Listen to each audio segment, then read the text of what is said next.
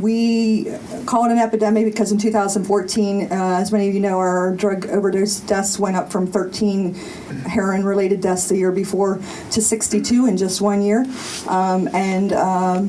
Right now, for 2017, year-to-date, we're at 128 confirmed, another 12 that we suspect that are heroin-related, heroin fentanyl-related, and 163 confirmed overall drug deaths. So our drug deaths have reached humongous proportions in the county, the worst that it's ever been. But we want you to know that there's a lot being done to try and eradicate this this poison among us, as well as at least slow the deaths down and try to get treatment for those that need it. There is no one answer to this problem. There's no one way to take care of it. There's no single solution.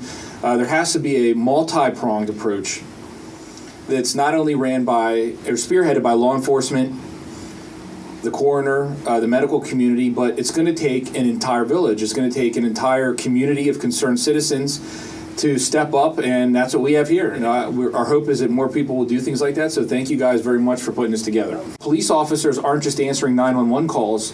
Police officers are drug and alcohol counselors.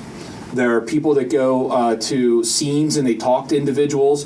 They carry naloxone, the reversal drug, and in the year 2017, there were 284 human beings that were reversed from overdose deaths only by police officers in York County. So that's only law enforcement. Okay, and so in addition to everything else they do, and some of those individuals were, I hate to use the term, but Narcaned repeatedly, 2, 3, 4, 8 times. Okay, and what's happening is the heroin that we're dealing with now is really not, and I hesitate to say normal heroin because all heroin is terrible and bad, but most of the people that die now, the toxicology reports indicate that I would say about 95% of them have what's called fentanyl in their system.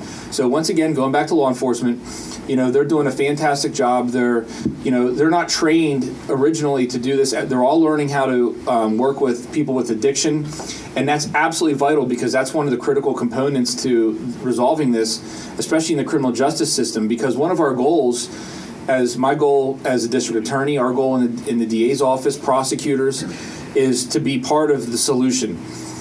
But we just can't blame family, medication that a doctor prescribed. A person like myself, when I went to high school, I got high. I smoked pot. From pot, I just kept moving on to what was in at that time. But it's an addiction.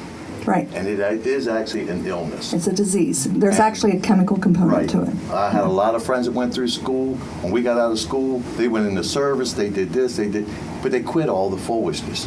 Myself, I continued. I had no way to stop. Mm-hmm. It took me until I was 30 years old to go into a rehab, put myself in, and you absolutely yourself have to want to quit. Mm-hmm. No one's going to tell you.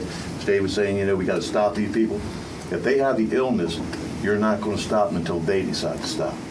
When I realized that people were surviving and getting their lives back sometimes and getting their kids back with a slow wean towards sobriety eventually as your total goal, it made much more sense to me that people were if they got proper counseling support with medication-assisted treatment, there is hope. And there are people that can, while there are some that can get to a point of sobriety, total abstinence with this opioid addiction, the majority do better with medication-assisted treatment. And that made sense to us in the coroner's office. And that's what we see, people that are slowly trying to get to that point of sobriety. And we have to think outside the box with this because you know what? What's been happening, what's been going on, the abstinence only isn't working. They are dying. I see it every day. And we have to start to realize that just like people are on medications for chronic illnesses like blood pressure, their nerves, like anti-anxiety drugs and things like that. I give this example. Let's say a pastor looks over his congregation and there would be a bubble above everybody's head telling what meds they were on. We got to stop judging the user who's trying to get clean for using medication-assisted treatment. We got to start letting them into AA groups. We got to start giving them the tools that they need. in church 12-step programs, and accepting the fact that, you know what, just like I might need an anti-anxiety med, they might need methadone to get their life back to some sort of normalcy. And, you know, the judging and the forcing total abstinence all the time is killing them. We've got to start to think outside the box.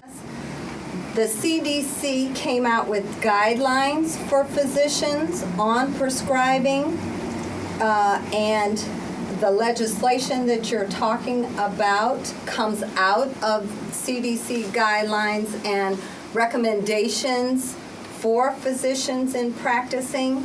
But we have that dilemma that you talked about. Pain was the 5th vital sign that we were supposed to treat.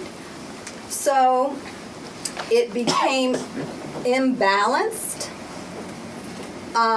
the way prescribing happened.